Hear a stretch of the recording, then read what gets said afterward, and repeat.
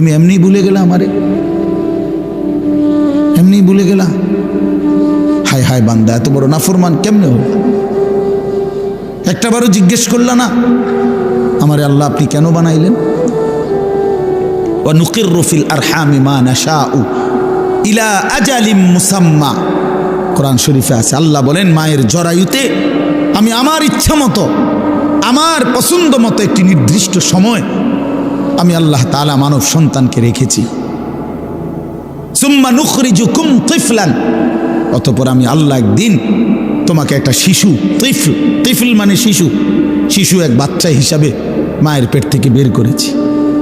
সুম্মা লিতাবলুগু আশুদ্দাকুম, অতঃপর ধীরে ধীরে ওই দুর্বল বাচ্চা শরীরটার মধ্যে শক্তি মজবুত করতে থাকছি। হ্যাঁ, আস্তে আস্তে আস্তে আস্তে আগাইতে থাকছ। এরই মধ্যে অমিনকুম মান মুতাওয়াফফা, এই শক্তি হইতে হইতে কিশোর তরুণ যৌবন থাকতে থাকতে অনেককে মৃত্যু দিয়ে দিছি, আর অনেককে এই নিতে নিতে আবার কিছুদিন ছিল শক্তি, আবার দুর্বল করতে করতে অমিনকুম মান ইউরাদ্দু ইলা আরযালিল উমর, একটা সময় কাউকে কাউকে একেবারে বৃদ্ধ, দুর্বল, অক্ষম বয়স বানায় দিছে।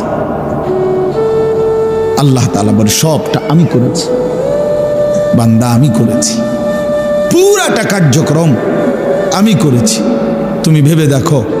আচ্ছা আপনারাই ভাবেন না, ছেলেরা ভাই তোমরাই ভাবো ভাই, ছোটবেলার যে কোলের বাচ্চা, ওই যে পিচ্ছি পিচ্ছি হাত আসিল, ছোট ছোট দুর্বল, নিশ্চয়ই এখন যাদের 16 বছরের হাত, এগুলো তো আগের টিক খুললেই তো নতুন ডি লাগাইছে, ঠিক না? আল্লাহু আকবার। এখন যারা বুড়ো হয়ে গেলেন চাচা, আপনার যে জোয়ান কালে যে শক্তিশালী হাত ছিল এটি খুলে লাইছে না? না, এটাই, এটা সেই বাচ্চাকালের হাত, এটাই আজ যৌবনকালের হাত ছিল, আজকে সেটাই বৃদ্ধকালের হাত হয়েছে। আল্লাহ তাআলা বলেন একই অঙ্গে এই বৈচিত্র্যময় কাজটা আমি করেছি, তো তুমি আমারে ভুলে গেলা কেন? একটা বার হায়, আমি তো এক দুর্বল বাচ্চা ছিলাম, আমি তো সবল হইলাম, আজ আমি আবার দুর্বল হইলাম। হায় হায়, আমার ইচ্ছা ছাড়া, আমার সিদ্ধান্ত ছাড়া, আমার পরিকল্পনা ছাড়া কে আমারে দুর্বল করে দিল? আমি ছিলাম তো সবল, আমি তো চোখে পরিষ্কার দেখতাম বন্ধু, এখন আমি চশমা ছাড়া ছোট লেখা দেখি না, আমি কোমরে কোনোদিন ব্যথা অনুভব করি নাই, এখন আমি সারাদিন কোমরে ব্যথা পাই, আমি কোনোদিন গলায় ব্যথা বুঝি নাই, ঠান্ডা কি জিনিস আমি বুঝি নাই, আমি প্রচণ্ড শীতের মধ্যেও ঠান্ডা বোতল, আপনার 7 আপ, কোক, এরকম ওয়াজে ঠান্ডার মধ্যেও ওয়াজ শেষ করে আস্তা বোতল ফ্রিজের আমি একসময় খাইতাম, সেই আমি প্রচণ্ড রৌদ্রের মধ্যে গরমের মধ্যেও ঠান্ডা কিছু এখন আর খাই না, আমার গলা আটকায়া যায়। কে আমার এমন দুর্বল বানায় দিন? আমি তো চাই নাই বাপ, আমি তো চাই নাই। আমি আজকেও ডাক্তারের সাথে কথা বলছি, চোখের ডাক্তার, যে এই সপ্তাহে আগামী মঙ্গল বুধবার আমারে দেখে দেওয়ার জন্য আরেকবার, যে আমার মনে হইতেছে আমার চশমার পাওয়ার আবার বাড়াইতে হবে, আরেকটু বাড়াইতে আর মনে হইতেছে।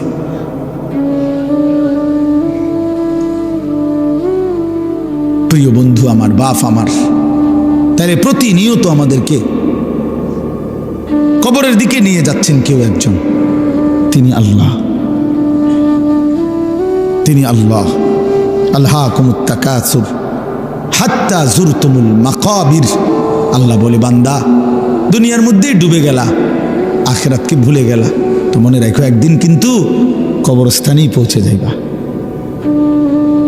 মনে থাকুক বা না থাকুক। আখিরাতকে যদি মনেও রাখো, 5 ওয়াক্ত নামাজও যদি প্রতিদিন পড়ো, তাইলেও একদিন মরে যাইবা, আর প্রতিদিন নাফরমানি করলেও মরেই যাইবা। মনে থাকলেও মৃত্যু নিশ্চিত, মনে না থাকলেও মৃত্যু নিশ্চিত। হাসলেও মরে যাবেন, কাঁদলেও মরে যাবেন, সুখেও মরে যাবেন, দুঃখেও মরে যাবেন। রাজপ্রাসাদের অট্টালিকায় যে সেও মরে যাবে, জীর্ণ কুঠির কুড়ে ঘরে যে সেও মরে যাবে। জীবনে যে কোনো দিন দুঃখ দেখে নাই তারও মৃত্যু হবে, জীবনে যে কোনো দিন সুখ দেখে নাই তারও মৃত্যু হবে, তারও মৃত্যু হবে। কেউ থাকবে না, কেউ না, কেউ না, কেউ না। তো এই জন্য বন্ধু আমার, বাপ আমার, ভাই আমার, আমি আপনাদের কাছে এই কথাটাই বুঝাইতে চাচ্ছিলাম। প্রথম আল্লাহর কথা মনোযোগ দিয়ে শুনবেন, আখিরাতের ফিকির করবেন, কবরের ফিকির করেন। এত খামখেয়ালি নিজেদেরকে মনে করেন না। ছেলেরা, বন্ধু, হয় তুমি মরে যাইবা, নয় তুমি বুড়া হইয়া যাইবা, বাকি তুমি এই যৌবনের এই হালাতের উপরে থাকতা না, এটা মনে রাখো। হয় বৃদ্ধ হইয়া যাবা, আর নয়তো মরে এর আগেই কবরে চলে যাবে। বিশ্ববিখ্যাত বুজুর্গ হাসান বসরি রহমতুল্লাহ আলাই তিনি বলতেন, ইয়া মাশারাশ শাবাব ইন্না যারআ কাদ তুদরিকুল আহাতু ক্বাবলা আন ইয়াবলুগা। তিনি যুবক দেখলে বলতেন, যুবক মনে রাখো, সব ফুল সব ফল পরিপক্ক হয় না, পাকে না, এর আগে ঝরে যায়। এটা উনি বলতেন, এর আগে কি ঝরে যায়। একটি গাছের, আম গাছের যতগুলো মুকুল বের হয়, বইল মুকুল, এই সবগুলোই তো আম হয়, বলেন না? বলো যুবক ভাই, বলো না? সব আম হয় না, সবগুলো ছোট আম যে কয়টা হয়, এই সবগুলোই কি বড় হইয়া পাকে? ঝরেই যায় বেশি, ফুল ঝরে যায় বেশি, ছোট ছোট আম এগুলো ঝরে যায় বেশি, টিকে অল্প কয়টা। তো তিনি বলতেন যে ঝরে যায় বেশি, কিশোর তরুণ যুবক এই অবস্থাতেই ঝরে যায় বেশি, মরে যায়। এই কোরআন শরীফের আয়াতও তো আল্লাহ এটা বলছে, অবিনকুম মান ইয়াতাওয়াফা। শক্তি আসতে আসতে পৌঁছতে পৌঁছতে বৃদ্ধ হওয়ার আগে আগেই অনেককে আমি আল্লাহ মৃত্যু দিয়ে থাকি, আর কাউকে বৃদ্ধ চূড়ান্ত বুড়া পর্যন্ত পৌঁছে। এই গত 3-4 এক সপ্তাহ হয় নাই, এক সপ্তাহ হবে, আমার আপন মামি মারা গেছে, আমার বড় মামি। আমি গেছি জানাজায়। তো আমার খালারা, আমার সব খালাতো ভাই বোন আত্মীয় স্বজন বলা যায় সব আসছে মামির জানাজায়, আমরাও ছিলাম। তো আমার মেজো খালা, এই খালা একদম বয়স্ক। তো আমার বোনেরা আছে, সবাই বলতেছে, আমরা তখন এই বাড়িতে প্রায় 70-80 জন কিশোর যুবক যুবতী ছেলে মেয়ে, আমরা নানার বাড়িতে। এই অবস্থায় আমার বোনেরা বলতেছে, ভাই খালা, এই খালাই আমগো আর শেষ মুরব্বী, বুড়া বয়স্ক আছে, হ্যাঁ বুড়ি শুধু আর নাই। তাহলে এই বাড়িটার মধ্যে যেই মুহূর্তে 70-80 জন কিশোর নওজোয়ান, তখন বুড়া মাত্র একজন, শেষ বুড়া। এমন ব্যবধান হইল কেন? 70x1 হবে কেন? কথাটা বুঝছেন নি? 60-এর মোকাবেলায় একজন হবে কেন বুড়া? কারণ উনার আমলের যারা কিশোর তরুণ যুবক ছিল, তো তারা এই বয়সে পৌঁছার কথা না এখন। তো তাহলে এই হিসাবে তো আপনার যদি যুবক হয় 60 জন, তো বয়স্ক তো কমপক্ষে 30 জন হইবার কথা, 40 জন হইবার কথা। তো এরা কই? আমার হিসাবটা বুঝছেন নি আপনি? তাহলে বোঝা গেল ঝরে যায় বেশি, চলে যায় বেশি, থাইকা যায় অল্প, থাইকা যায় অল্প। পুরা বাড়ির মধ্যে দাদা একজন,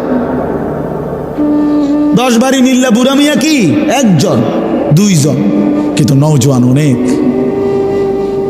নওজোয়ান অনেক। এই জন্য আপনাদের কাছে আমাদের এটাই কথা। আমি যে সূরাটা পড়ছি, এবার সূরাটার তরজমা শুনেন। এই মূল বক্তব্য এই কথাটা বুঝানো। আল্লাহ তাআলা এই কথাটা বারবার কোরআনুল কারীমের মধ্যে বুঝাইতে চাইছে, বান্দা বিশ্বাস করো, বান্দা যে অবস্থাতেই তুমি থাকো, খেয়াল করো আর না করো, বুঝে থাকো আর না থাকো, তুমি কিন্তু থাকতা না, তোমার আমি রাখতাম না বান্দা। আমার চূড়ান্ত অনুগত হইলেও রাখতাম না, চূড়ান্ত নাফরমানি করলেও কি রাখতাম, কোনো অবস্থাতে থাকতা না তুমি। এটা হলো শেষ কথা, তুমি এটা মনে রাখো। তুমিও থাকবা না, সৃষ্টি জগতও থাকবে না, তোমারও মৃত্যু হবে, গোটা কায়নাতেরও মৃত্যু হবে। এই কথাইটা কোরআনুল কারীমের মধ্যে আল্লাহ তাআলা খুব বুঝাইছেন যে বান্দা কেন দুনিয়া নিয়া ইসসাকালতুম ইলাল আরদ, আহা বান্দা জমিনটা নিয়ে এমন কামড়াইয়া পড়লা কেন? ইসসাকালতুম অর্থ এইটা মানে কামড়াইয়া ধরা না। আমি যাইতাম না, বাচ্চা যেরকম অনেক সময় ধরে না, আমি যাইতাম না, এতে এমনভাবে ধরছে যে এতে আর সরানি যায় না।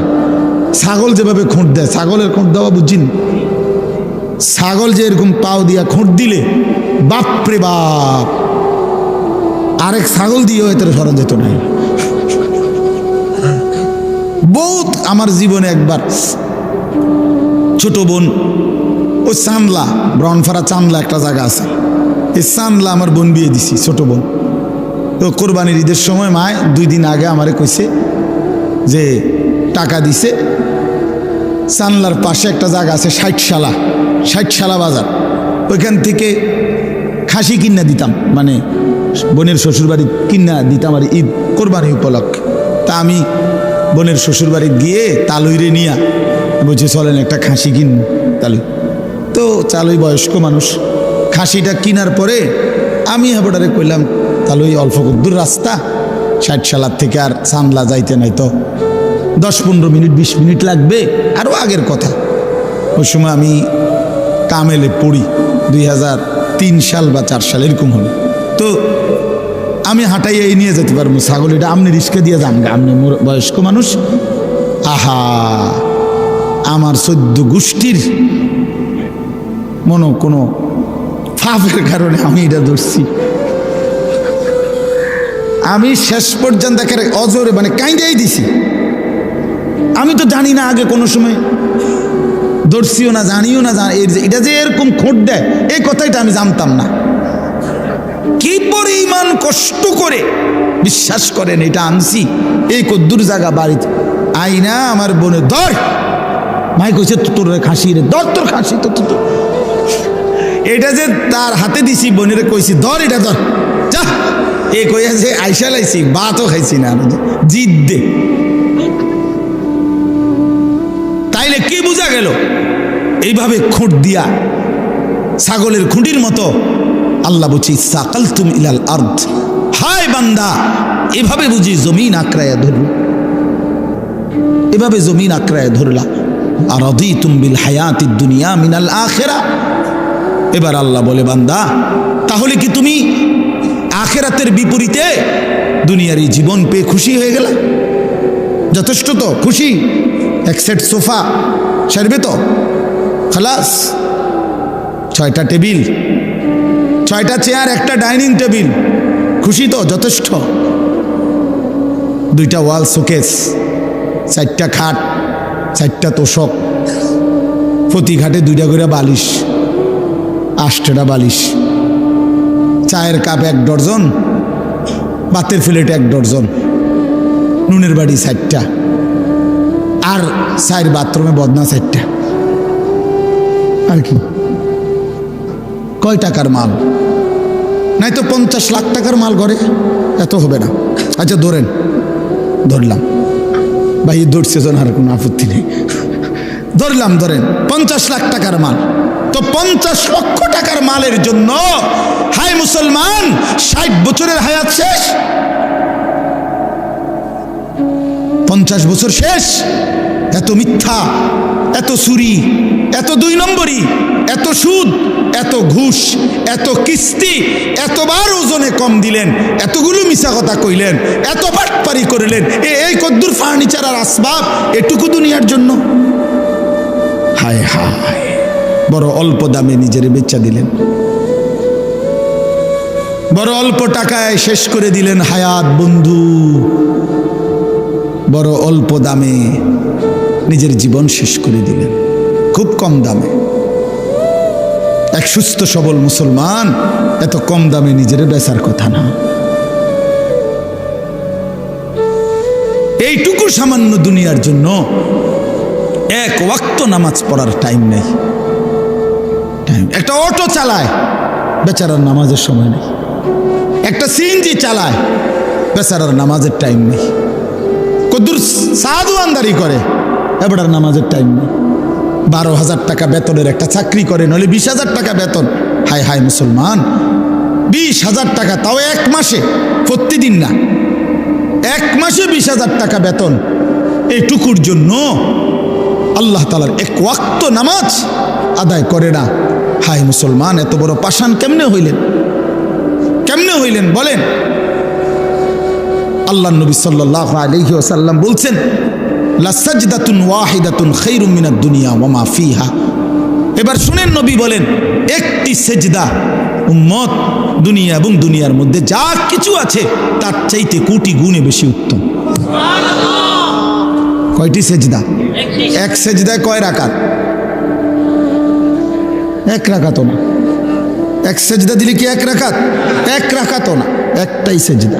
লা সাজদাতুন ওয়াহিদাতুন, একটি সেজদা। আল্লাহর কসম নবীজি বলছে, বুখারী মুসলিমের হাদিস, আল্লাহর নবী বলছে চারটা কালেমা একবার বলা, চারটা কালেমা আপনি বলেন, সুবহানাল্লাহ, আলহামদুলিল্লাহ, আল্লাহু আকবার, লা ইলাহা ইল্লাল্লাহ।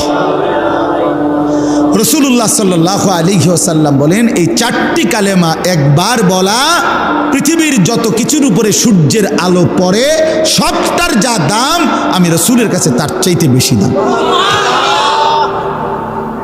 বলেন কি ধরলেন, কি হারাইলেন? কি হারাইলেন? এক ওয়াক্ত নামাজের মূল্য কত? ফজরের 2 রাকাত সেজদার মূল্য কত? রাসূলুল্লাহ সাল্লাল্লাহু আলাইহি ওয়াসাল্লাম বলছে, রাকাআতুল ফজরি খায়রুম মিনাদ দুনিয়া ওয়া মা ফিহা। ফজরের 2 রাকাত সুন্নত, হ্যাঁ হাদিস, দুনিয়া এবং দুনিয়ার মধ্যে যা কিছু আছে তার চাইতে কোটি গুণে বেশি উত্তম। তো ফজরের ফরজ 2 রাকাত, এটা তো আরো আছে, এটা তো রয়েছে, কতটা বেশি। কুল মা ইনদাল্লাহি খায়রুম মিনাল লাহবি ওয়া মিনাত তিজারা। কোরআন শরীফ আছে। একবার জীবনে সাহাবীরা প্রথম দিকে নবীজি সাল্লাল্লাহু আলাইহি সাল্লাম জুমার খুতবা দিচ্ছিলেন। জুমার নামাজের খুতবা ইসলামের প্রথমে শুরুতে জুমার নামাজের পরে হইতো, এটাই তাফসীর। মানে ঈদের খুতবা কখন হয়? নামাজের পরে। এই ঈদের খুতবা এখন যেভাবে হয়, প্রথম জুমার খুতবা এভাবে হইতো। মানে নবীজি ফরজ 2 রাকাতের সালাম ফিরাইয়া এরপরে মিম্বরে দাঁড়াইয়া কি পড়তেন? খুতবা দিতেন। এটাই ছিল তখন নিয়ম। তো এরকম একদিন খুতবা দিতেছে, সাহাবায়ে কেরামের কিছু সাহাবী মদিনার বাজারে ফু দিছে, কেউ ব্যবসায়ী পাইকারি মাল আনে, মাসে 15 দিনে তখন নিয়ম ছিল একদিন পাইকারি মাল আসতো। তো যে বেটা পাইকার, এ বেটা বাসি ফু দিত। ফু দিলে খুচরা দোকানদাররা বুঝতো পাইকার আসছে, সবাই দৌড়াইয়া হুড়াহুড়ি করে যার যার মাল নিত। এই বেটা তো আর আসবে না আবার। তো এই সাহাবীরা যারা মদিনার বাজারে ব্যবসা করত, ওনারা এই বাসির ফু এটা শুনছে। ওই খুতবার মুহূর্তে নবীজি খুতবা দিতে দাঁড়াইছে, জুমার নামাজের পরে, নামাজ ফরজ শেষ করছে। এই সবাই যারা মদিনার বাজারে ব্যবসায়ী, ওনারা সব উঠে চলে গেছে ওইখানে মাল আনার জন্য, কারণ বুঝছে যে যদি পরে যায় তো পাইতো না। এই এতটুকু শুধু নামাজ না, খুতবা, খুতবার সময় আল্লাহর কসম কোরআন শরীফের একটি পূর্ণাঙ্গ সূরা আল্লাহ তাআলা এই ব্যাপারে নাজিল করছে, সূরা জুমআ। এই জুমআ সূরার নামই জুমআ। আল্লাহ নাজিল করে বলছেন, ওয়া ইযা রাআউ তিজারাতান আও লাহওয়ান ইনফাদ্দু ইলাইহা ওয়া তারাকুকা কাইমা। নবী কামটা করলো কি এরা? এদের ব্যবসা এবং তামাশা, এই দুনিয়ার তামসার জন্য আল্লাহ দুনিয়ার পুরো উপার্জনটারও বলছে তামসা বেটা। আল্লাহ বলছে এই ব্যবসা এবং তামাশার দুনিয়ার জন্য এরা ছুটে চলে গেল। ও তারাকুকা কাইমা, আপনাকে এখানে দাঁড়ানো অবস্থায় খুতবায় রেখে চলে গেল। হায় হায়, করলা কি তোমরা? আল্লাহ নিজে তখন বলে, কুল মা ইনদাল্লাহি খায়রুম মিনাল লাহবি ওয়া মিনাত তিজারা। হায় আমার নবীর সাহাবীরা, শুনো, এই নামাজ, এই খুতবার বিনিময়ে আল্লাহর কাছ থেকে যা পাইতা তা তোমাদের এই ব্যবসা এবং রং তামাশার এই দুনিয়ার চাইতে কোটি কোটি কোটি কোটি গুণে উত্তম ছিল। এর চাইতে সুন্দর আয়াত কি হইতে পারে? এর চাইতে পরিষ্কার কথা মালিকের আর কি হইতে পারে? ভাইয়া বলেন, ইনসাফ করে বলেন। আর কেমনে আল্লাহ বুঝাইতো? আর কেমনে বুঝাইতো? আপনার অসংখ্য মুসলমান, আমি আজকেও আমার জুমার নামাজ ওই শাসনগাছা, আমি এক মসজিদে এই মাস থেকে 2 জুমা পড়াই নামাজ।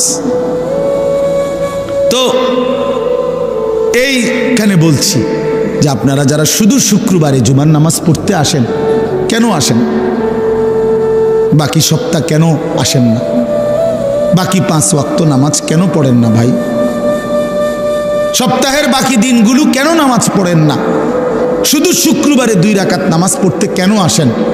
এ কথা বোঝানোর জন্য যে আপনি মুসলমান, এটা বোঝানোর লেগে নাকি? আমি তো পরিষ্কার বলি না ফরমান, তোমরা যারা 5 ওয়াক্ত নামাজ পড়ো না, পুরো সপ্তাহ নামাজ পড়ো না, তুমি শুক্রবার আয়োনের কোনো দরকার নাই, তুমি শুক্রবারে আইসা বুঝানোর দরকার নাই তুমি মুসলমান। তুমি মুসলমান আমরা এটা জানি। তোমার না ভোটার আইডি কার্ড আছে? তোমার এনআইডি আছে তো? তোমার জন্ম নিবন্ধন সনদ আছে, আমরা জানি তুমি মুসলমান। তুমি মুসলমান আমরা জানি বেটা। কইতাইও তুমি কি দরকার ছিল? কি দরকার ছিল নিজেকে মুসলমান বুঝাইবার জন্য? না না, মুসলমান আমরা জানি, আপনি মুসলমান আমরা মানি, আমাদের মুসলমানের কবরস্থানেই দাফন করা হবে। নাই তো বলেন কেন? যদি বলেন না হুজুর আমি এই জন্য আসি নাই, আল্লাহর জন্য আসছি, তো আল্লাহর জন্য আসলে আসরের নামাজে আসলেন না কেন? প্রতিবাদ করেন। একজন প্রতিবাদ করেন না যে না হুজুর আপনি ভুল বলছেন, আমি আল্লাহর সন্তুষ্টির জন্য আসছি। তো আল্লাহর সন্তুষ্টির জন্য আসলে ফজর কই, জোহর কই, আসর কই, মাগরিব কই, এশা কই, শনিবার, রবিবার, সোমবার, মঙ্গলবার, বুধবার, বৃহস্পতিবার, সে এই সপ্তাহের এই দিনগুলো মালিককে মনে করেন না কেন? বলেন ভাই, ইনসাফ কি বলে? বলেন একজন বেনামাজি বলেন, বলেন খোদার 365 দিন কোনো দিন যারা ফজরের নামাজ পড়েন না, এত বড় বেহায়া কেমনে হইলেন? কেমনে হইলেন? এই যুবক ভাই, তোমরা যারা কখনোই ফজরের নামাজ বছরের কোনো দিন পড়ো না, তুমি এত বড় নির্লজ্জ, মুসলমানের ঘরে এত বড় বেয়াদব কেমনে হইলা? বলো বেটা, এখন প্রতিবাদ করো বেটা। মুসলমানের ঘরে এত বড় বেয়াদব কেমনে হইলা? এত বড় গাদ্দার মুসলমানের ঘরে হইলা কেমনে? তোমার আল্লাহ নাই, তোমার রসুল নাই, তোমারে কেউ বানায় নাই, তোমারে কোথাও যেতে হবে না, তুমি মরতা না, তোমার কোনো হিসাব নাই, তোমার কোনো আমল নামা নাই। কি মনে করছো তুমি? এই মোবাইল, হ্যাঁ, এই বেডি, নর্তুকি, নারী, ছবি, উলঙ্গ দৃশ্য, আর এই ভাত তরকারি, পেশাব পায়খানা আর ঘুম, খালাস, এরই নাম জীবন? এ তো জানোয়ারের জীবন। এ তো কুকুর, বিড়াল, হাইওয়ান, জানোয়ার, গরু, ছাগল, ওরাও তো খায়, ঘুমায়, পেশাব পায়খানা করে, ওদেরও তো যৌন চাহিদা পূরণ হয়। প্রিয় বন্ধু, গরু ছাগলেরও তো, কুকুর বিড়ালের তো বাচ্চা হয়। তো বাচ্চা যেহেতু হয়, এটাই তো প্রমাণ করে এদের যৌন চাহিদা পূরণ হয়, নয়তো এ কেমনে বাচ্চা হয়? জানোয়ারের বাচ্চা হয় কেমনে তাহলে? ইনসাফ করেন, বিবেককে বলেন। আপনার স্ত্রী বেপর্দা, তা আপনার আত্মসম্মান কই রইল? আপনার মেয়েটা বেপর্দা, হ্যাঁ, আপনি বুঝেন না এটা? 8-7 কাপড় পরে আপনার মেয়ে কোথায় যায়? 14 বছরের, 16 বছরের, এই 18 বছরের এই উপযুক্ত কন্যা 8-7 কাপড় পরে কোথায় বের হয়, কাকে দেখাইতে যায়? আপনি বুঝেন না? আপনি সিরা খান, আপনি হুদা বহন খান, আপনি ভাত খান না? এতটুকু হায়া যেই বাপের নাই, তো তুমিও তো বেহায়া, তোমার মেয়েও তো বেহায়া। যে স্ত্রী বেহায়া, তার তো স্বামীও বেহায়া, স্ত্রীও বেহায়া, দুইজনেই তো বেহায়া বেটা তোমরা। বলে আত্মসম্মান থাকলে, আত্মমর্যাদা থাকলে, পৌরুষ থাকলে, আমি বাইচা থাকতে আমার বউ বেপর্দা হবে বেটা, তো আমি বাইচা রইলাম কেন? আমি বাইচা থাকতে আমার মেয়ে বেপর্দা, তো আমি বাপ কিসের? আবার আমার বাপ কিসের? আমি স্ত্রী সন্তানের মধ্যে যদি দিন না থাকে, বিবি বাচ্চার যদি আখেরাত না থাকে বন্ধু, তো আল্লাহ তাআলা আমাদেরকে সংসার কেন দিলেন? পরিবার কেন দিলেন? স্ত্রী সংসার কেন দিলেন আমাদেরকে? যে নারী থেকে এত কিছু ভাবে উপকৃত হইলেন 40 বছর, সেই নারীকে এভাবে জাহান্নামের হাতে ছেড়ে দিলেন, এভাবে ছেড়ে দিলেন। জিকির করেন, সিদ্ধান্ত করেন, কেমনি কি করবেন ফয়সালা করেন। এই পৃথিবীতে প্রত্যেক মানুষের সামনে যখনই যে কোনো সমস্যা তৈরি হয়, সে তো প্রতিটা সমস্যার সমাধানের জন্য কোনো না কোনো কৌশল বের করে না? তো এর জন্য বাইর করেন, আপনি বুদ্ধি বাইর করেন, আপনি পরামর্শ করেন যে হুজুর আমার স্ত্রী বেপর্দা, আমি কি করতে পারি? আমার মেয়ে বেপর্দা, আমি কি করতে পারি? আমার ছেলে কোনো দিন ফজরের নামাজ পড়ে না, আমি কি করতে পারি? কোনো সমাধান নাই। ইসলামে কি কোনো সমাধান নাই? আল্লাহর কোরআনে কিছু নাই এ ব্যাপারে? তো আছে তো, আছে তো। আপনি সিদ্ধান্ত নেন, আপনি এগিয়ে আসেন, নিজেকে বাঁচান, বউ বাচ্চাকে বাঁচান, স্ত্রী সন্তানকে বাঁচান। খাট পালং আর সোফা ফার্নিচার এডি কোয়েন না, এডি কোয়েন, এডি হুদা, এডি থাকবে না। সোফা ফুরান হইয়া যায়, ফ্রিজ ডিস্টার্ব করে, আমি 3 বার বদলাইছি। ওয়াশিং মেশিন কিনছি, এইটা একবার দামি কোম্পানির, এটার ডিস্টার্বের যন্ত্র নাই, কুচিটা হালাই দো, লাত্তি দিয়ে হালাই দো, এটার ফালতু জিনিস একটা। তাইলে কি বোঝা গেল? দুনিয়া কোনোটাই জমাইয়া আপনি স্থায়ী হবে না, এটা ডিস্টার্ব করবে, ঠিকই না? বলেন না কেন? তো শুধু শুধু শুধু শুধু বললেন কেন, করলেন কেন? বাথরুমের প্লাস্টিকের দরজা এডি শুধু ভেঙে যায়,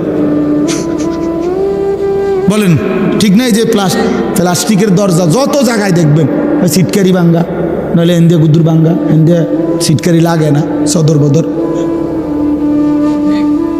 তো দুনিয়া তো একটা ফালতু জিনিস। 4 কোটি টাকার বড় লোকের বাড়িতে আমি গেছি, ডুপ্লেক্স বাড়ি, বাথরুমের দরজার সিটকারি নাই। সিটকারি আছে মানে ওই বল্টুটা নাই, শুধু এই জিডের মধ্যে সিটকারিটা লাগায়, এই কদ্দুর জায়গাটা নাই। এখন আমি বসুন কেমনে? এই বাথরুমে আমি বসলে কেউ যদি দরজাটা ঠেলা দেয়, বলেন? শেষে বালতির মধ্যে পানি দিয়া, বালতিটারে দিয়ে দরজা ঠেলা দিছি, তারপরে বসছি। দুনিয়া ধোকা না? বলেন ধোকা, দুনিয়া ধোকা, এই আসবাব ধোকা, ধোকা বন্ধু, ধোকা। আমি খোলামেলা বললাম এই জন্য, আপনি ভেবে দেখেন ধোকা। আপনি কতবার পাল্টাইছেন দুনিয়া? আপনার ঘরের সামান আপনি কতবার পাল্টাইলেন? আপনার বিবির ওই পাউডার শুনু তারে বলেন, এই বেপর্দা নারী, এই পাউডার ফেয়ার এন্ড লাভলি লাগাইয়া 1 ঘন্টা সাইজা গেলা, আবার যে তুমি আইসা এগুলা ধুইয়া লাইতে আসো, নিজেই হালাই দিতেছো নিজের পাউডার, নিজের পাউডার ফেয়ার এন্ড লাভলি এগুলো নিজেই ধুইয়া সব মুছে ফেলে দিলা। তো তুমি কি বুঝো না একবারও এগুলো ধোকা? আসল হইলে তো তুমি রাইখা দিতা। হায় দুনিয়া, হায় দুনিয়া আমাদেরকে ধোকা দিল। দুনিয়া আমাদেরকে বারবার ধোকা দিছে বন্ধু, দুনিয়া ধোকা দিছে। আমার বাপও থাকতে চাইছে, বাপ নাই। দুনিয়া আমার দাদাও থাকতে চাইছে, আমার দাদা নাই। দুনিয়া আমার কতজন থাকতে চাইছে, আমার চোখে দেখা সেই মানুষগুলো কেউ নাই। আমার জলজ্জান্ত জ্যাঠারে আমি দেখছি, সমাজ 1 সপ্তাহের মাথায় জ্যাঠা মারা গেছে। আমি দেখে আসার পরে 1 সপ্তাহ পরে আবার নিজে গিয়ে এই জ্যাঠার জানাজা পড়ছি। কবরের দিকে তাকাইয়া মনে পড়ছে, কবর যেন আমারে বলতেছে, আনিস তোর জ্যাঠারে বানাইবার জন্য আমি আমার কাছ থেকে একটু মাটি দিছিলাম, আজ আমার মাটি আমি আমার কাছেই ফেরত নিলাম। ওয়াফিহা নুঈদুকুম, আমি এখান থেকেই দিছিলাম, আজ আমি এখানেই ফেরত নিলাম। প্রিয় বন্ধু আমার, বাপ আমার, ভুল যেন না হয় বন্ধু। হাসলেও মরে যাবেন, কাঁদলেও মরে যাবেন, এই কথাই বলছিলাম। আল্লাহ তাআলা বলছে, বান্দা একদিন এই পৃথিবীও ধ্বংস হয়ে যাবে, এই সুন্দর সাজানো দুনিয়া আমি রাখবো না। একটা কথা আল্লাহ তাআলা একবার বলে নাই, বারবার বলছে। কতভাবে যে বলছে বিশ্বাস করেন, আমি যদি একটা আয়াত বলতে পারতাম, কতভাবে আল্লাহ তাআলা এই কথাইটা বলছে, রে বান্দা আমি রাখবো না, রাখবো না, দুনিয়া রাখবো না। ইজাস সামাউন ফাতারাত, ইজাস সামাউন শাক্কাত, ইজাস শামসু কুফিরাত, আম্মা ইয়াতাসাআলুন আনিন নাবাইল আযীম, ইজা ওয়াকাতিল ওয়াকিআ হাল আতাকা হাদিসুল গাশিয়া লা উকসিমু বিয়াউমিল কিয়ামা আল কারিআতু মাল কারিআ আল হাক্কাতু মাল হাক্কা ইয়া আইয়ুহান নাসু ইত্তাকু রাব্বাকুম ইন্না জালজালাতাস সাআতি শাইউন আযীম। বান্দা আমি রাখবো না, রাখবো না, রাখবো না, রাখবো।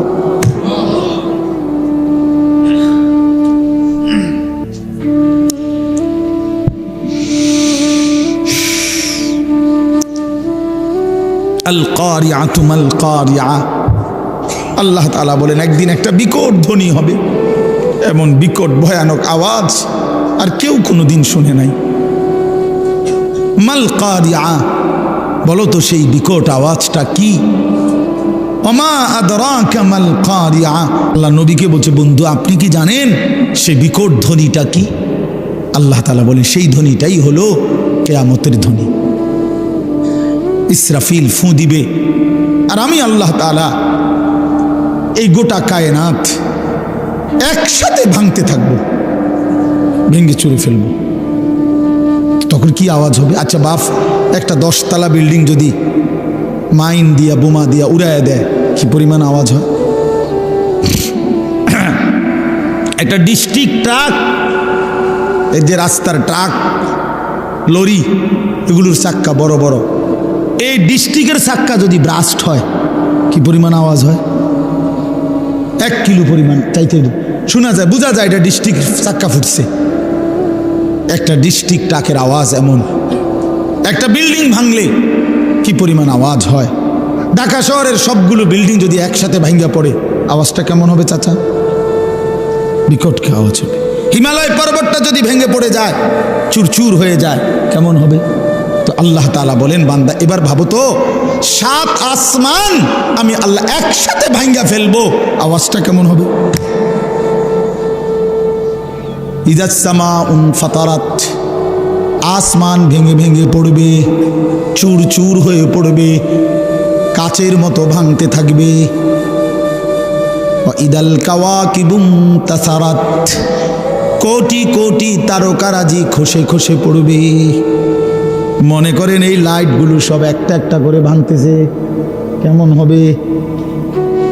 এই লাইটগুলো এখানে এই ছোট্ট প্যান্ডেলের এই লাইটগুলো যদি ভাঙতে থাকে, বলো না বন্ধু, যদি এই স্টেজ এখন ভাঙতে থাকে, তেরফালগুলো ছিটতে থাকে, বাঁশের খুঁটিগুলো যদি পড়তে থাকে, আর এইটুকু জায়গায় তখন আমাদের চিৎকার চেঁচামেচি কি পরিমাণ হবে? হ্যাঁ, এবার বলেন বন্ধু, আসমান ভেঙে পড়বে, তারকা ভেঙে পড়বে। ওয়াজুমিআশ শামসু ওয়াল কামার, সূর্য চন্দ্র এক হয়ে যাবে। ফাইদা বারিকাল বাসার, মানুষগুলোর চোখে ধাঁধা লাইগা যাবে। আল্লাহ বলছে ধাঁধা লাইগা যাবে, ভেবা চেকা খাইয়া যাবে। মানুষগুলো চিৎকার করে বলবে হায় হায় বন্ধু, আসমান ভেঙে যায়, জমিন ভেঙে যায়, পাহাড়গুলো উড়ে যায়, সাগর নদী শুকায় যায়। কি পরিমাণ হাহাকার পড়বে। ইয়াউমা তারাউনাহা তাদহালু কুল্লু মুরদিআতিন আম্মা আরদাত, আল্লাহ বলেন যে মা কোলের বাচ্চাকে দুধ পান করাইতেছিল, ইসরাফিল ফু দিলে জমিনের এই ভাঙচুর যখন শুরু হবে, পৃথিবীতে যখন ভূমিকম্প হবে, আল্লাহর কসম কোরআনে আল্লাহ বলেন বন্ধু, মা তার আপন কোলের বাচ্চা ছুঁড়ে ফেলে দিবে। তাদাউ কুল্লু দাতি হামলিন হামলাহা, যে মায়ের পেটে গর্ভবতী নারী, সন্তান পেটে 9 মাসের 10 মাসের, মা এইভাবে চিৎকার দিয়ে দৌড় শুরু করবে, গর্ভের বাচ্চা নিজে নিজেই পড়ে যাবে। আল্লাহর কসম, এটা কোরআনের আয়াত।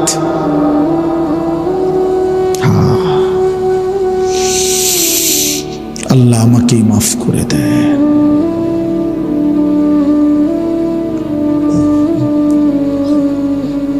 একবার দুইবার না, রং তামাশায় খুব ডুবা গেছো তোমরা ছেলেরা। তোমাকে বাপেও কিছু কয় না, মায়েও কিছু কয় না, কেউ কিছু বলে না। লাখ লাখ ছেলে পেলের চলাফেরা দেখলে বোঝা যায় কোনো অভিভাবক নেই। কেউ নাই তার। তার হাঁটা চলা দেখলে বোঝা যায় চুল কিরকম, পাও কিরকম, আড়ে কেমনে, ফ্যান্ট কিতা, হেতে কিতা, মানুষ না প্লাস্টিক, হাফ প্যান্ট না ফুল প্যান্ট, এটা কিতা, হ্যাঁ করে কি করে না। একটা মোটর সাইকেল পাইলে এটারে বাপরে এত জোরে সারে, কুত্তাও এত জোরে দৌড়ায় না, কুত্তার তুনো জোরে দৌড়ায়, কুত্তার চেয়ে। কারণ তোরে কি কামড়াইলো, তোরে কোন কুকুরে কামড় দিল, তুই এরম জোরে ছাড়লি কেন? এটা কি ব্যারামটা কি তো, হ্যাঁ এটা যে এত জোরে ছাড়লে বলে না মানুষের দেখবো, আমার এটা মানুষের দেখবো কিন্তু তো গেছই গা, বোঝেন না কথা। মানুষের চাইতে চাইতে তো তুমি চক বাজার, তুমি যে এত জোরে ছাড়ছো যে মানুষের যে কদ্দুর মনোযোগ দিয়া চাইবো, এই টাইম তো না, এটা যেই জোরে ছাড়ছো এটা তুমি তো গেছো গা চক বাজার, বেড়াও নয় না সুবর্ণ। বলেন ইনসাফ করে বলেন যে তোর কি হইলো, এটা মানুষ তো চাইতে পারলো না। এটা মানুষে যদি দেখাইতে দরকার তো সবচেয়ে উত্তম ছিল রাস্তার পাশে মোটরসাইকেলটা মাথা নিয়ে রাখলে, তাইলে বিষয়টা মানুষ ক্লিয়ার বুঝতো যে আশ্চর্য কিও এটা কিতা বলে ভাই এইটাই যে আপনি যাতে দেখেন, আপনারা দেখানোর জন্য মোটরসাইকেল মাথাতে রাখছে। তাইলে কি আশ্চর্য জীবন ভাইয়া, তোমরা কি জীবন পছন্দ করলা? সারাটা দিন নারী, ছবি, মোবাইল, নাচ গান, এক ওয়াক্ত নামাজ পড়ো না, শরীর অপবিত্র, পেশাবের ঠিকমতো পবিত্রতা নাই, পায়খানার পরে ঠিকমতো পবিত্রতা নাই, আর এই উলঙ্গ ছবি, নাচ গান দেখতে দেখতে সারা দিন সারা রাত শরীর তো নাপাক হয় বন্ধু। এই নাপাক দেহ নিয়ে, এই জানোয়ারি জিন্দিগি নিয়ে কেমনে ঘুমাও, কেমনে রাত কাটাও, কেমনে শো, কেমনে হাঁটো, আমি বুঝি না। তুমি মানুষ না জানোয়ার? আরেকবার ভাইবো বন্ধু, আরেকবার। বেহায়া সন্তান, বেপর্দা নারী, বেহায়া কন্যা, আরেকবার ভাইব, মানুষ না জানোয়ার। আল্লাহ আমাদেরকে মাফ করে দেন। তো আল্লাহ তাআলা বলেন, বান্দা নবী রাসূলুল্লাহ সাল্লাল্লাহু আলাইহি সাল্লামকে বলছে, বন্ধু আপনি কি জানেন সেই বিকট আওয়াজটা কি? সেটাই কিয়ামত, সব ভাঙবে, সব ভাঙবে। আপনি কি মনে হয় এটা হইবে নি? আসলে কথা বলেন না কেন? ছেলেরা বলো না ভাইয়া, হবে এটা? 100 কিয়ামত হবে, পৃথিবী ধ্বংস হবে। কারণ আল্লাহ তাআলার কোনো কথা বন্ধু শত্রু কারো কাছেই ভুল প্রমাণিত হয় নাই, বুঝেন নাই? মানে আমরা ইমানদার, আমাদের গবেষণা তো কোরআনের সব কথা সঠিক, সমস্ত কাফের মুশরিক বেঈমানদের গবেষণাতেও কোরআনের সব কথা সঠিক। তাই তার মানে কি, বন্ধু শত্রু সবার কাছেই কোরআন কি সঠিক। রাসূলুল্লাহ সাল্লাল্লাহু আলাইহি সাল্লামের জিন্দিগির 23 বছরের একটা সুতা, 23 সেকেন্ড বন্ধু শত্রু সবার কাছেই সর্বশ্রেষ্ঠ। বলেন রাসূলুল্লাহ সাল্লাল্লাহু আলাইহি সাল্লামের জীবনের একটা মিনিট, একটা ঘন্টা, একটা সেকেন্ড দুশমনরাও পরীক্ষা করছে। আজকে 1450 বছর ধরে শুধু রাসূল সাল্লাল্লাহু আলাইহি সাল্লামকে নিয়ে আমরা শুধু বলি আর ভাবি এমন না, কাফের বেঈমানরাও ভাবে, গবেষণা করে, এই নিয়ে বিশ্লেষণ করে, কিন্তু তিনি সবার কাছেই শ্রেষ্ঠ। বন্ধুও পরীক্ষা করে দেখছে তিনি সর্বশ্রেষ্ঠ, দুশমনেও পরীক্ষা করে দেখছে তিনি সর্বশ্রেষ্ঠ, তিনিই সুন্দর। নবী সাল্লাল্লাহু আলাইহি সাল্লামই সবচেয়ে সুন্দর, তার সব কথাই সঠিক, তার সব কথাই যৌক্তিক, তার সব নড়াচড়া পর্যন্ত সর্বাধিক সুন্দর, সবচেয়ে স্মার্ট, সবচেয়ে সুন্দর। তিনি হাসলেও সুন্দর, তিনি কাঁদলেও সুন্দর। নবী সাল্লাল্লাহু আলাইহি সাল্লাম কথা বললেও সুন্দর, চুপ থাকলেও সুন্দর। চুপ থাকলো, নবীজির বহু সাহাবীরা আছেন, নবীজি যখন চুপ থাকতেন, কথা বলতেন না, তখনও ওনার দিকে তাকায় থাকতেন। নবীজি জিজ্ঞেস করছে কোনো সাহাবীকে, কি দেখো? আবার দি যাওগা, কথাও কও না কিছু। এক কালো হাবশি সাহাবী একদিন বলছিল, ইয়া রাসূলুল্লাহ, আমি তো কালো মানুষ, যখনই মনটার মধ্যে কোনো কষ্ট লাগে, ব্যথা লাগে, দুঃখ লাগে, দুনিয়ার তেমন কিচ্ছু আমার নাই, তো মনটায় কষ্ট লাগলে, অস্থিরতা লাগলে দৌড়াই আপনার কাছে আসি, আপনার ওই পবিত্র চেহারার দিকে তাকাই, সব ভুলে যাই, দুঃখ বেদনা সব ভুলে যাই। তো এখন কেন আসছো? বলছি ইয়া রাসূলুল্লাহ, আজকে একটা কথা বলতে মন চাচ্ছে। এই সাহাবী, তাফসিরে আছে সূরা নিসা, এই কালো সাহাবী বলছি ইয়া রাসূলুল্লাহ, আজকে একটা কথা বলতে চাই। বলছে বলো। বলছে এখন তো আমি যত সাধারণই হই না কেন, এই দুনিয়ায় তো আপনারে দেখে দেখে আমার কলজা ঠান্ডা করি, দিল ঠান্ডা করি। হাসরের ময়দানে তো আপনি চলে যাবেন অনেক ঊর্ধ্বের জান্নাতে, আর আমারে যদি আল্লাহ জান্নাত দেয়ও, দিব সাধারণ যে কোনো একটা জান্নাতে দিতে পারে, আপনার লগে তো আর দিত না, আপনি তো অনেক ঊর্ধ্বের, আপনি চলে যাবেন। এখন আমার জানার বিষয় হলো, আমি যদি জান্নাতে গিয়া আপনারে না দেখি, খোদার কসম নবী, ওই জান্নাতে থাইকেও তো আমি আরাম পাইতাম না।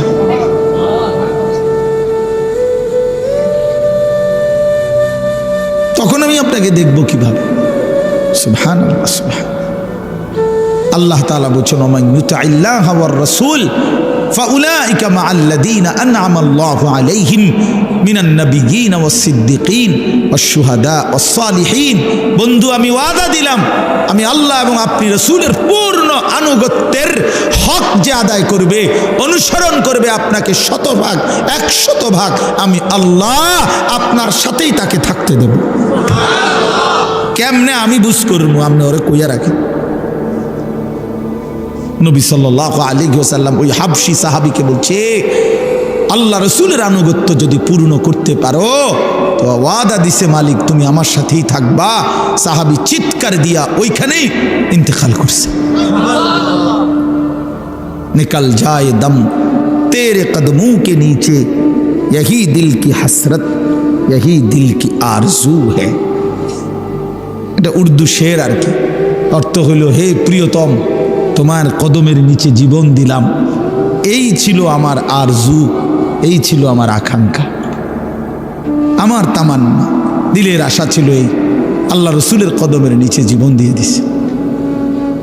নিকল যায় দম তেরে কদমোं के नीचे, यही दिल की हसरत, यही दिल की आरजू है। এটাই দিলের তামান্না। আল্লাহ আমাদেরকে নবী সাল্লাল্লাহু আলাইহি সাল্লামের অনুসরণের মতো ভালোবাসা দান করেন। তো আল্লাহ তাআলা বলেন, ইয়াউমা ইয়াকুনুন নাসু কাল ফারাশিল মাবসুস। আল্লাহ বলেন, বন্ধু, সেই ইসরাফিলের ফুঁ হলে, এই বিকট ধ্বনিতে যখন সব ভাঙতে শুরু করবে, তখন সবগুলো মানুষ বিক্ষিপ্ত পতঙ্গের মতো ছুটাছুটি করে যে যেখানে গিয়ে পড়বে সেখানেই মরবে। বিক্ষিপ্ত পতঙ্গ বলতে তাফসীরের মধ্যে আছে, আগুনের মধ্যে, লাইটের মধ্যে, আপনারাও বুঝবেন, সাদা পোকা, উলু আমরা যেগুলারে বলি, এগুলো যখন ওড়ে তখন চারদিক থেকে এগুলা দৌড়ায়, যেন থেকে পারে, যে যেমনে পারে উইরা আসে, আর আলোতে বা আগুনে পড়ে, মরে, ঠিক না, নিচে পড়ে। তো আল্লাহ তাআলা বলেন, ইসরাফিল যখন ফুঁ দিবে, পৃথিবী যখন সব কিছু ভাঙতে শুরু করবে, মানুষগুলো এরকম বিক্ষিপ্ত পতঙ্গের মতো যে যেদিকে পারে ছুটাছুটি শুরু করবে, আর ছুটতে ছুটতে, দৌড়তে দৌড়তে যে যেখানে গিয়ে পড়বে, দম পড়ে যাবে, মনে করুন পড়ে যাবে, ওইখানেই মরবে, ওইখানেই নিচে কবরে চলে যাবে। কেউ কাউরে দাফন করতে পারবে না। কারে দাফন করবে? কে দাফন? আপনি স্বাস্থ্য ভাই হেঁটে তো দৌড়ায়, বুঝেন না আপনার কথা? আপনি স্বাস্থ্য বাহিনী আপনার দাফন করবে, ওই তো আরো আগে দৌড় দিছে, ওই গিয়ে সান গিয়া চক বাজার ফার হয়ে কান্দির ফার, সবে তো দৌড়াইতেছে, বুঝেন নাই? তো কাজে কেউ কাউকে কি করবে না, দাফন করবে না, বরং মানুষ ছুটতে ছুটতে যেখানে পড়বে ওইখানে নিচে চলে যাবে। অতাকুনুল জিবালু কাল ইহনিল মানফুস। তুলা যে ধুনায়, আপনারা দেখছেন, ওই যে লেফ তোষক বানাইবার আগে তুলারে কি করতে হয়? ধুনতে হয়। মেশিন দিয়েও হয়, আবার লাঠি দিয়ে বাইরে বাইরেও তুলারে আলাদা আলাদা করে। তো এই তুলা যখন ধুনায়, তখন তুলাগুলো সামান্য বাতাস লাগলেই উঠতে থাকে।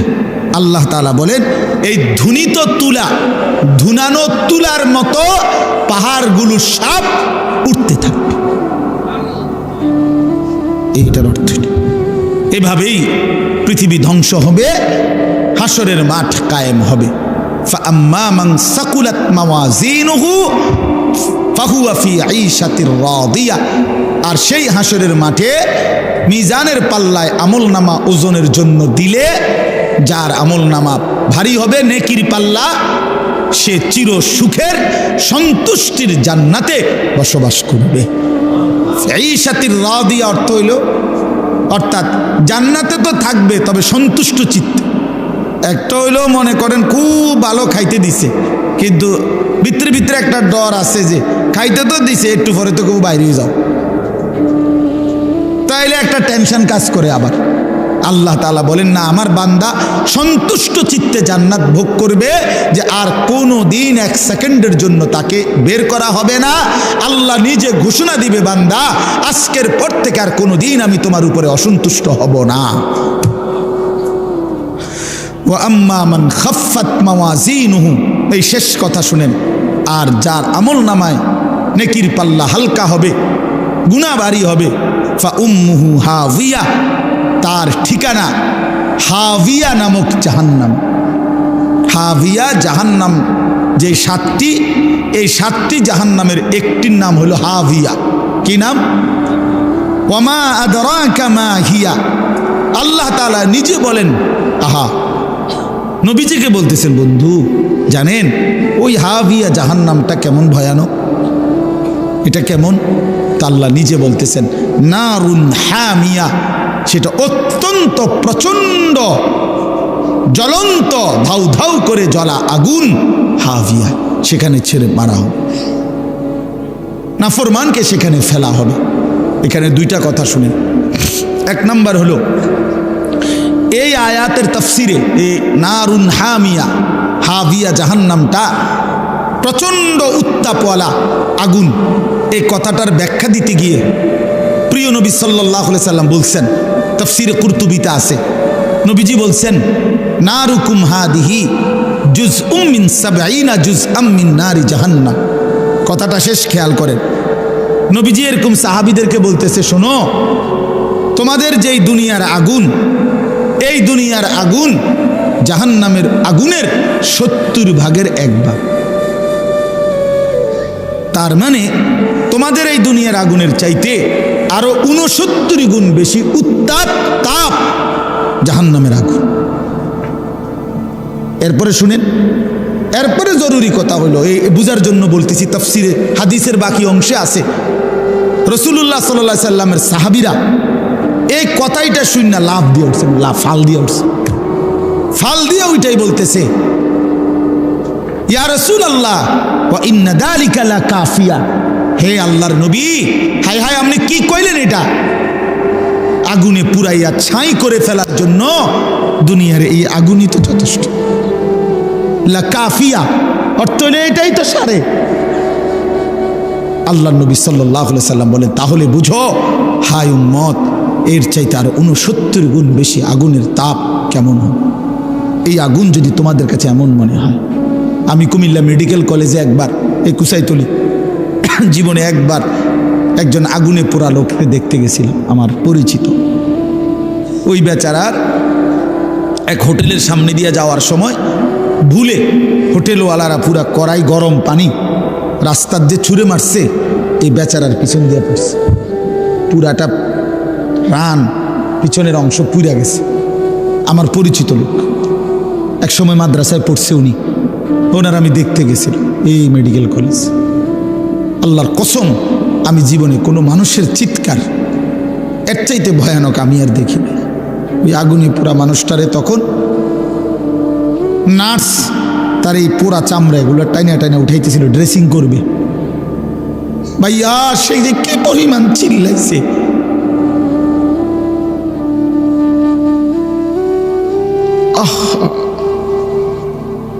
এমন চিৎকার, তার মানে এগুলো যে ছিপতেছে, পোড়া চামড়া এগুলো উঠাইতেছে। তাহলে বলেন, রাসূলুল্লাহ সাল্লাল্লাহু আলাইহি ওয়াসাল্লাম বলেন, তোমাদের এই আগুনের চাইতে আরো ৬৯ গুণ বেশি গরম, সেটা কি হবে? আল্লাহ আমাকে মাফ করুন। আর একটা কথা হলো, যুবক ভাই, তোমাদের কাছে এখানে একটা শব্দ আছে, ফা উম্মুহু হাভিয়া, ফা উম্মুহু হাবিয়া। উম্মুহু এই শব্দের দুই অর্থ। এক অর্থ হইল ঠিকানা, ফা মাওয়াহু তার ঠিকানা জাহান্নাম। আরেকটা অর্থ আছে, এই তাফসিরে আছে, ইয়াহবি রাসাহু। তাফসিরের মধ্যে লিখছে অর্থ হইল যখন আমল নামা হালকা হবে, গুনার পাল্লা ভারী হবে, তখন এই ফেরেশতা আল্লাহর কসম মাথার সামনের এই চুলের অগ্রভাগ কাপ কইরা ধইরা, চুল ধইরা, ইয়াহবি রাসাহু এ তার মাথা ধইরা, চুল ধইরা তারে ফেরেশতা একটা টান দিয়া দাঁড়ানোর থেকে মাটিতে ফেলে দিবে। একটা টান দিয়ে মাটিতে ফেলেই একটা লাথি দিয়া জাহান্নামে ফেলে দিবে।